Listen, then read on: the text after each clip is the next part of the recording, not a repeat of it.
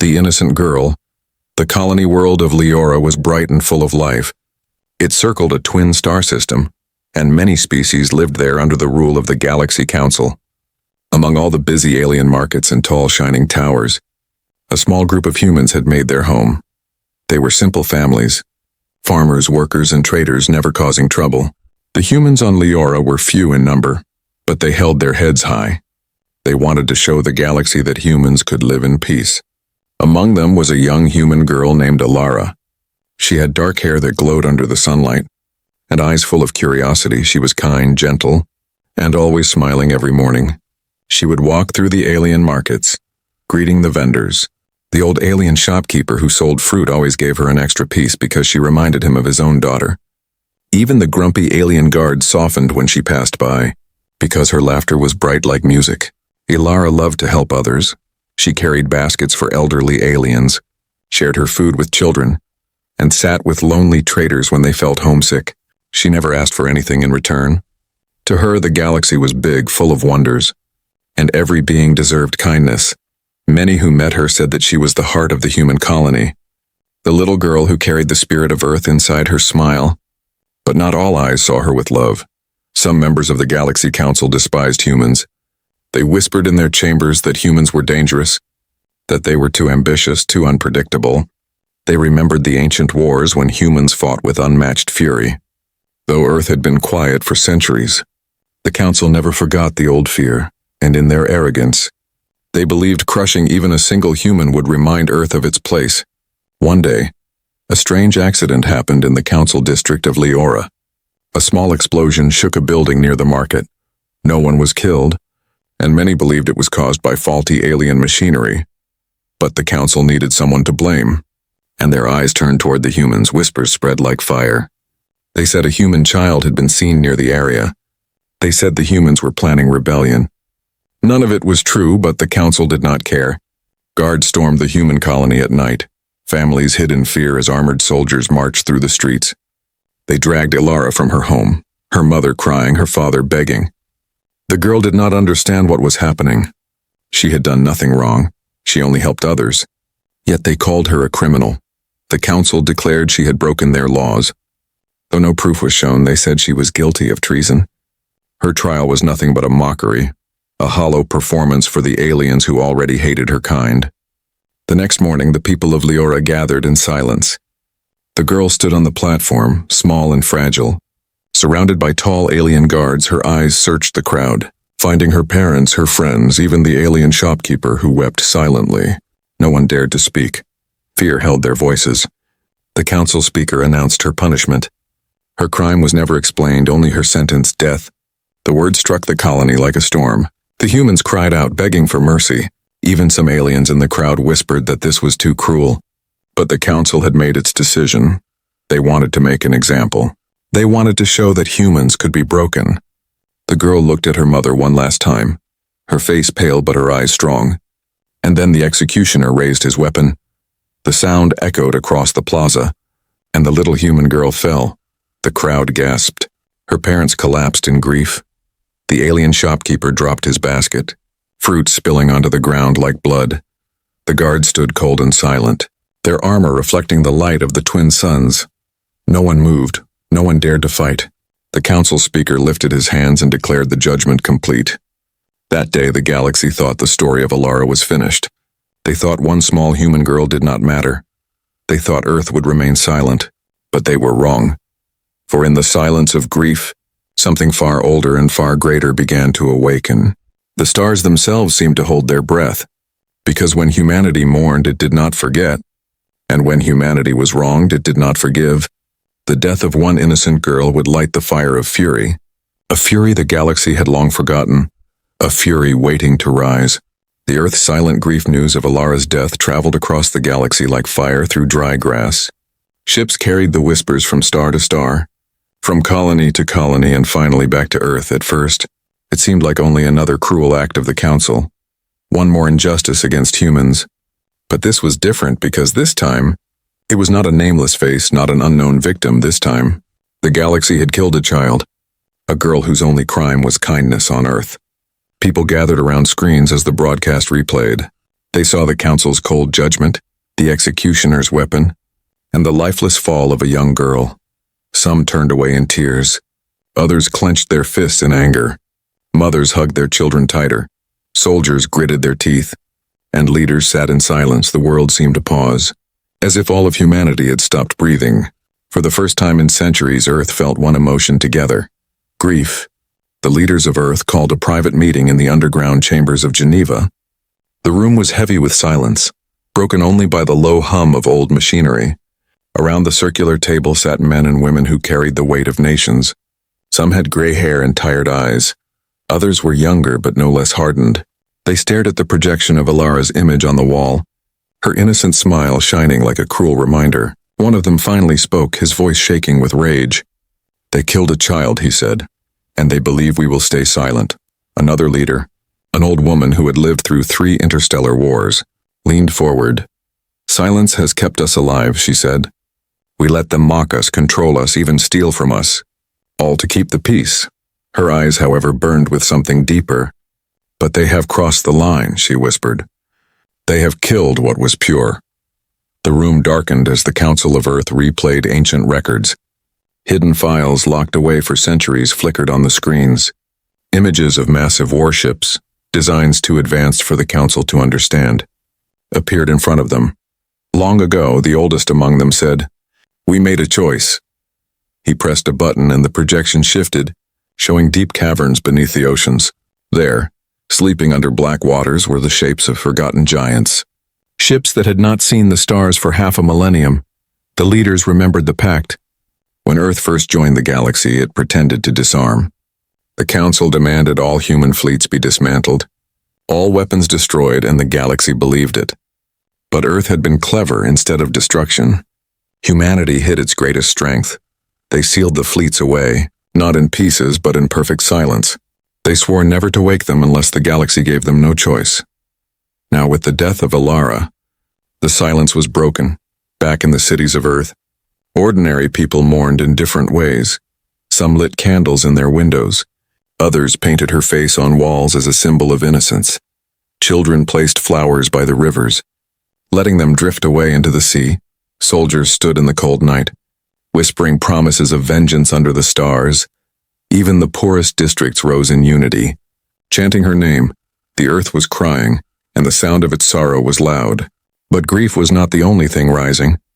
Beneath the sorrow, something darker grew. Not hatred without reason, but a steady, controlled anger. The kind of anger that burned quietly, waiting for the right moment to erupt. In the military bases, old generals pulled out sealed orders. In the research stations, engineers reopened secret blueprints in the orbital docks. Crews began to clear dust from machines that had not moved in lifetimes. It was as if the planet itself had awakened. Shaking off the chains of silence, the leaders met again. Their voices steady now, they did not shout. They did not weep. Instead, they spoke in the calm tone of those who had already decided. "The galaxy believes we are weak," said one. "They will not stop here." "They must learn that every human life has weight," said another. "They must see what we have hidden," whispered the old woman. Her words hung in the air like a blade. "The fleet will rise, outside." The night sky of Earth sparkled with countless stars. But hidden among them, far beyond the moon, something stirred. A massive shape drifted in the shadows, its hull covered in layers of stasis ice. A forgotten dreadnought, older than any alien empire, waited in silence for centuries. It had been asleep, its guns cold, its engines dead. Now, its systems blinked back to life, one light at a time, like the slow heartbeat of a giant remembering who it was. Humanity's grief had turned into resolve, and resolve was more dangerous than any weapon. The galaxy thought Earth would cry and remain quiet, but Earth had decided to answer in a way the stars would never forget. Ilara's name would not fade. Her death would not be meaningless. The Council had killed one girl, but in doing so, they had awakened a fleet that had waited 500,000 years, a fleet that would rise in fury. The forgotten arsenal far below the waves of Earth's oceans.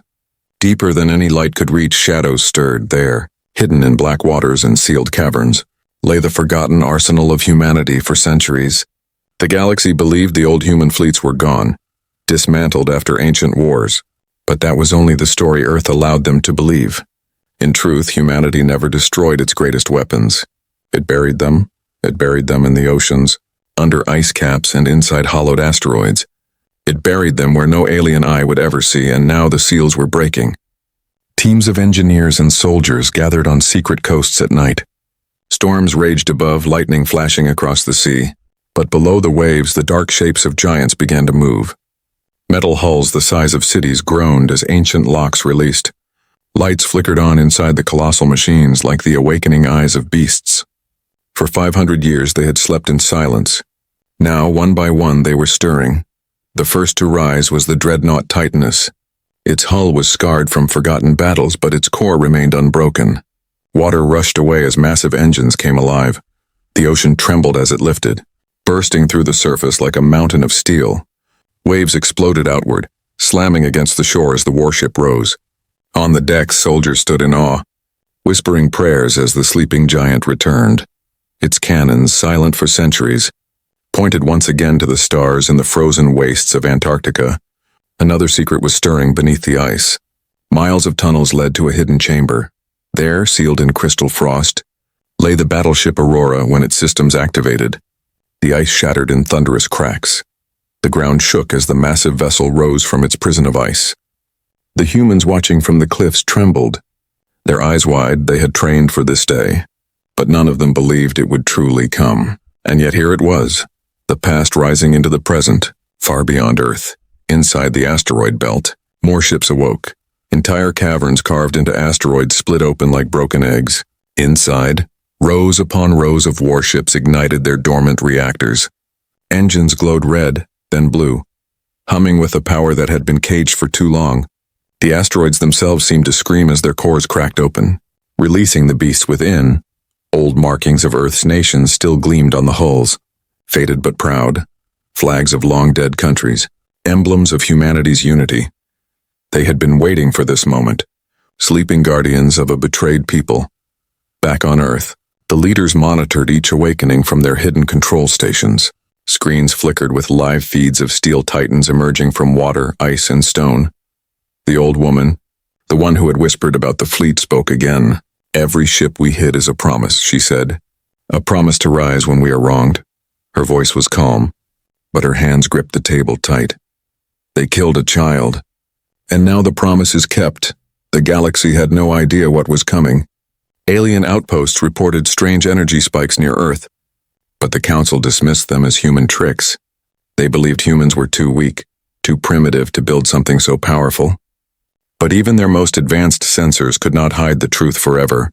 Soon the first signals reached alien ears. Unfamiliar transponder codes appeared on their screens. Codes not seen for 5 centuries. And with them came a sound that chilled even the bravest commanders. The sound of human warships transmitting in unison, a heartbeat of thunder across the void. Meanwhile, in the orbital docks above Earth, engineers reactivated smaller fleets, fighters with wings of steel, cruisers with endless cannons, carriers that could swallow cities whole. Young pilots climbed into cockpits, their hands trembling with both fear and pride. For many, it was the first time they touched machines older than their great-grandfathers. And yet the ships recognized them, systems syncing to human DNA as if waiting for their return. Lights glowed brighter, engines roared louder, and the air in the docks burned with fire. Earth was no longer preparing. Earth was already rising. The humans who had lived quietly in the colonies began to receive hidden broadcasts. Secret messages spread across encrypted channels. "Do not fear," the message said. "Earth remembers you, and Earth has not forgotten what they did." In alien markets in distant colonies, whispers spread. The humans are waking something. The humans are stirring giants. And for the first time in centuries, the galaxy shivered at the thought. Ilara's face became the symbol painted on hulls and carved into armor. Children carried her picture as a banner. Soldiers wore her name on their chest plates. She was no longer just a child. She was the spark of a storm. Every ship that rose, every engine that burned, every cannon that loaded, all of it carried her memory forward. The galaxy thought they had silenced one human voice. Instead, they had given voice to millions. And the voice spoke in the language of steel, fury, and fire. Deep in the void, the largest ship of all stirred from its slumber, buried beyond the orbit of Pluto. Hidden in eternal darkness, the Leviathan opened its eyes. Its size dwarfed cities. Its weapons could tear worlds apart. The galaxy had never seen it. The Council had never imagined it, and now it was awake.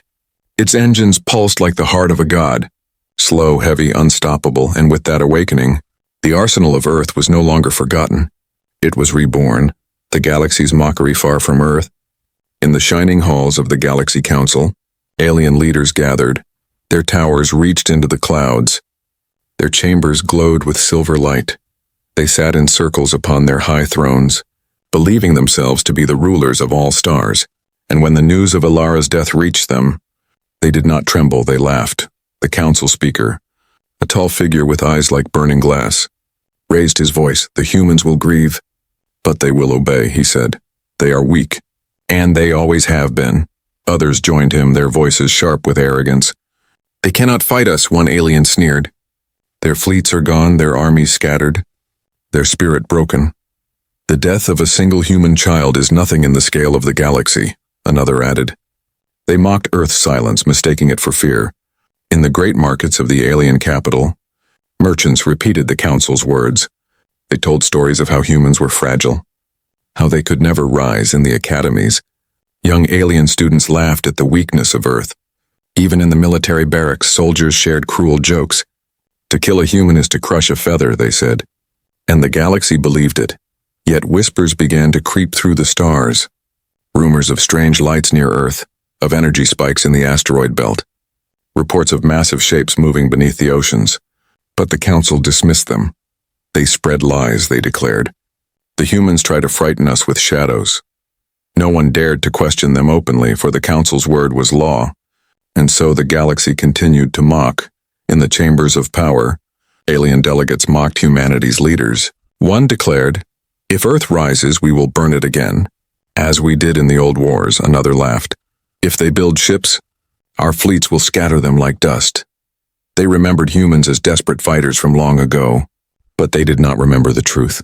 They did not know how deep Earth's silence had run, and they could not imagine what slept beneath that silence. Meanwhile, human spies listened, hidden among the servants of the council. They watched the alien rulers celebrate, their cruelty masked as pride. They carried those words back to Earth, and in the war rooms of humanity, the leaders listened in silence. No one shouted, no one cursed, they only nodded. For every word of mockery was fuel. Every insult was a spark for the fire they were about to unleash. Out in the colonies, humans heard the cruel laughter of their alien neighbors. On trading posts, on mining stations, even in schools, aliens mocked the children of Earth, whispering Alara's name as if it were a joke. The humans endured it, but their hearts grew colder. They whispered to each other. "Just wait," they whispered. "The storm is coming."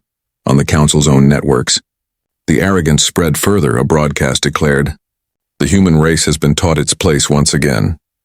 The alien announcer smirked as the recording of Alara's death replayed on the screen. Crowds of aliens cheered, but somewhere in the shadows, others turned away in disgust. Not every alien agreed with the council. Not every species believed cruelty brought peace. And though their voices were small, they whispered that something terrible was coming. They said the humans were not finished. The council, however, saw no danger. They sat in their grand chambers, drinking sweet wines and bathing in the glow of their own arrogance. They pointed at Earth on their star maps and laughed. "Look at the little blue planet," one sneered. "What can it do against us?" "Their people are broken, their fleets destroyed," another said. "They are nothing but dust under our boots." The words echoed through the chamber. Proud and blind, and then one evening, a signal appeared. It was faint at first, like static across their sensors, but soon it grew stronger. It was not alien, not anything the council recognized. It was human. The code was old, older than most empires. It had not been heard in over 500 years. The council halls fell silent as the sound repeated across the networks. It was steady, powerful, unyielding. The heartbeat of a warship. At first, the council dismissed it. An illusion, they said. A trick of weak humans, but then came the reports. Outposts along the rim sent messages of massive vessels appearing from the void. Patrol fleets reported shadows larger than cities moving through space. Entire starports fell silent, their lights blinking out. And still the council laughed, though their laughter trembled now. "They cannot," one whispered. "It is impossible." But deep down, fear began to stir. The galaxy's mockery was loud. But humanity's silence was louder, and silence was the most dangerous answer of all, because silence meant the humans were not finished. Silence meant they were preparing. Silence meant the storm had already begun, and soon, the galaxy would learn that their mockery was their last mistake. The first strike. The galaxy slept in its arrogance, but Earth was wide awake. In the dark void beyond the moon, engines roared, their soundless fire shaking space itself one by one. The hidden fleets of humanity rose from their slumber. The dreadnought Titanus led the way, its hull shining like a black mountain under the stars. Behind it came Aurora, Leviathan, and 1,000 smaller warships. Their cannons armed, they did not march for glory. They did not rise for conquest. They rose for vengeance. The first targets were chosen carefully, not the innocent. Not the colonies where alien families lived in peace. No, humanity's fury aimed for the guilty. The Council's outposts, the prisons where humans had suffered, the garrisons where Alara's name was mocked. Every coordinate was burned into the fleet's command screens. And when the order came, there was no hesitation. The first strike had begun far across the galaxy. A Council outpost floated above a barren moon. Its alien commanders sat in comfort, drinking and laughing at human weakness. Then the stars outside their windows darkened. At first they thought it was a passing shadow, but then the shadow grew, filling the sky with steel. The dreadnought Titanus had arrived. Its guns turned slowly like the gaze of a god, and with one command it fired. The outpost never had a chance. Walls of plasma ripped through shields, tearing towers apart. Alien soldiers screamed as fire consumed them. The ground itself cracked, and in a single blast, the base was nothing but ash. The humans aboard Titanus stood in silence, no cheers, no celebration. This was not war for them, it was justice. Alara's name burned on their lips as the ashes of the Council's arrogance scattered. The strike continued, swift and merciless, on another world. The prison camps that held human captives shook with thunder. Alien guards rushed to their stations, but the sky split open as human warships descended. The prisoners, starved and broken, looked up through the fences, and for the first time in their lives they saw hope. Missiles fell like rain. Smashing the prison walls, the guards were swept away in fire, and the gates opened wide as human soldiers marched in. They lifted the weak and carried them out, whispering, "You are free." The rescued prisoners wept, not just from freedom, but from the sight of Earth's return. Word of the strike spread faster than light. Alien commanders panicked, sending desperate messages back to the Council. "The humans are here," they cried. "Their ships are everywhere." The Council dismissed the first reports as lies. But then 10 reports became 100, and 100 became 1,000. And soon the truth could not be denied. The humans were not broken.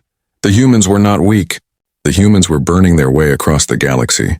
On the bridge of the Leviathan, the largest warship ever built, Captain Darius stood tall. His voice was calm as he gave the orders. "Target only the Council's strongholds," he said. "Leave their people alive. Let them see who their rulers truly are." The fleet followed his command with precision.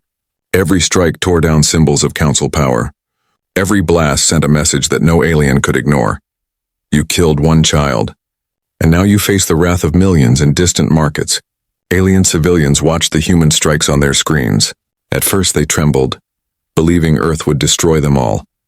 But when they saw the truth, that the humans spared the innocent and struck only the Council, they began to whisper. Perhaps the Council had lied. Perhaps the humans were not monsters. Perhaps the fury of Earth was not cruelty, but justice. In the Council chambers, the laughter was gone. Reports screamed across their networks, showing burning fleets, destroyed garrisons, and shattered stations. The speaker slammed his fist, his voice breaking with fear. "Impossible," he shouted. "They cannot fight us. They cannot." But his words were hollow, because outside every star carried the same message. Humanity had risen. The first strike was not just about destruction, it was about memory. Every blast carried Alara's name. Every cannon fired for the injustice that had awoken the fleet. And as the stars burned with the fire of Earth's return, the galaxy began to understand. They had mocked too soon, they had laughed too loud, and now they would pay the price. The Council's fear, the Galaxy Council's great chamber, no longer rang with laughter. Where once they mocked Earth, now they whispered in trembling voices. The tall alien rulers sat upon their silver thrones, but their pride was broken. Screens filled the air around them, showing report after report. Entire fleets gone, stations reduced to rubble, garrisons shattered by human fire. Every message carried the same name, Earth. The Speaker of the Council slammed his clawed hand on the table. "This cannot be," he growled. "Humans are not capable of such power." But no one answered him. They had all seen the images, the dreadnought Titanus rising from the sea, the Leviathan tearing through outposts, the Aurora breaking chains in prison camps. It was no illusion. The humans had hidden their strength, and now they had unleashed it. Fear spread through the council like disease. Some shouted for war, demanding that every alien fleet be sent to crush Earth. Others shook their heads, warning that such a war would destroy them all. "They strike only at us," one whispered. "They do not burn colonies. They do not kill innocent. They want us," another said, voice shaking. "They want justice." But the word justice felt like fire in their throats, for the council had never cared for justice. Only power. Across the galaxy, alien civilians watched in shock. They saw human fleets move like shadows, striking fast, vanishing faster. They saw council fleets, once proud and mighty, fall in moments, and they began to question. If humans were so weak, how did they rise again? If humans were so fragile, how did their ships destroy the strongest armadas in the stars? Doubt spread, and with doubt came fear. The council's leaders met in secret chambers. They lowered their voices, but their words carried panic. "Perhaps we should beg for peace," one said, his scales pale with fear. "Peace?" Another hissed. "They want our destruction. They will not stop." But even as he spoke, he could not meet the other's eyes because deep inside he knew the truth. The humans had not destroyed the innocent, only the council's chains, and if Earth wanted conquest, the galaxy would already be burning. In the markets of the capital world, protests began. Aliens shouted against the council, demanding answers, demanding to know why a child had been killed. They held banners with Ilara's name. They called her the Spark, the innocent whose death had opened the eyes of billions. The council sent soldiers to silence the protests, but even the soldiers hesitated, for they too had seen the broadcasts of human fleets, and deep in their hearts they wondered if perhaps the humans were right. The speaker called for unity, his voice shaking with desperation. "We are the rulers of the galaxy," he cried. "We cannot bend to humans." But his words rang hollow, for outside the chamber alarms wailed. Another fleet had fallen, another outpost had burned. The councilors stared at their screens in horror as human ships appeared on every border. No longer shadows, but storms, storms of steel and fire, carrying vengeance in their wake. Meanwhile, aboard the Leviathan, Captain Darius received a signal. It was not a council order, nor a cry of war. It was a plea. Alien voices begging for mercy, begging for peace. He stood in silence, his eyes hard. Then he spoke to his officers. "They beg us now, after killing her," he said, "but we will answer them in our own time." His words were cold, but his heart carried the weight of all humanity. This was not only vengeance, this was a lesson. The galaxy would never again forget what humans were capable of. The council's fear grew deeper with each passing hour. They could not hide their panic any longer. Their halls shook with arguments. Their fleets trembled with hesitation. And still the humans pressed forward, silent, unstoppable, unbroken. At last, one counselor spoke what they all feared. "If this continues, we will fall," he whispered. "The humans will shatter us." No one spoke against him, for they all knew it was true. That night across the capital world, the sky lit with strange light. At first, the aliens thought it was another sunrise. But when they looked closer, they saw shapes in the sky. Human warships, massive and silent, floating above the capital. Their guns did not fire, not yet, but their presence was louder than any words. The council stared upward in terror, for the storm was no longer far away. It was here, above their heads, waiting, watching, judging. Fury of Earth. The skies above the council capital burned with silence. Human warships hovered like mountains of steel, their shadows covering the towers of the proud city. The Leviathan stood at the center, its colossal frame blotting out the stars. No shot was fired, no word was spoken, yet the galaxy felt the weight of judgment. It was not only warships that had come, it was the fury of an entire species. Inside the council chambers, panic reached its peak. The speaker shouted for defenses, but no one moved. The alien generals lowered their heads, knowing their fleets were already gone. The alien ministers trembled, their voices breaking. "They are here," one whispered. "The humans are here." No arrogance remained. No laughter, only fear. On the bridge of the Leviathan, Captain Darius stood tall around him. Officers watched the capital world with cold eyes. No one smiled, no one celebrated, for this was not victory. It was justice. Darius raised his hand, and a single command spread through the fleet. Show them who we are. The human fleet moved as one, engines flared, cannons turned. But they did not strike the innocent. Instead, they fired upon the symbols of council power. Great towers crumbled under the blasts. Statues of alien rulers shattered into dust. The palace of arrogance that had stood for 1,000 years fell in flames. The galaxy watched in awe as the mighty council was humbled in moments. Alien civilians screamed not in terror but in wonder. They saw the humans destroy only the chains of power. They saw the humans spare the homes, the markets, the schools, and many began to cheer. The people who once mocked humanity now whispered their names in respect. Ilara's face, painted on the hulls of human ships, became a banner of hope. Her story spread faster than light. The girl who was killed had become the reason the galaxy was freed. The Speaker of the Council fell to his knees. He begged for mercy, his voice broken. Spare us, he cried. We will change. We will kneel before you.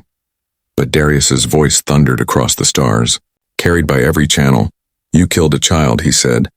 You mocked our silence. You thought we were weak. His eyes burned with the fury of every human who had ever suffered.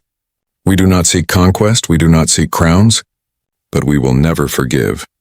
Know this. Every human life is priceless, and every drop of our blood will be repaid in fire. The Leviathan's cannons roared once more, not upon the people but upon the council's grand hall. The building that had once declared laws for the galaxy fell in a storm of flame. Its ruins glowed against the night sky, a warning carved in fire. The council's power was broken, and the galaxy knew it. Across alien worlds, rebellion ignited. Species that had once bowed to the council rose against their masters. They painted Ilara's name on walls, on banners, on ships, and everywhere they marched. They whispered of Earth. The humans had shown the galaxy that even the smallest life mattered. That no ruler, no empire, no council could erase the worth of one innocent soul. The human fleet hovered above the capital for one last moment. Then, as silently as they had come, they began to turn. The Leviathan's engines burned with light, guiding the fleet back into the stars. They did not stay to conquer. They did not stay to rule. They left behind ashes, memory, and a warning. Humanity had risen, and the galaxy would never forget it. On Earth, the people watched the return of their ships. Crowds filled the cities, cheering and weeping as the Titans of Steel entered orbit. The leaders stood in silence, their hearts heavy with the price paid.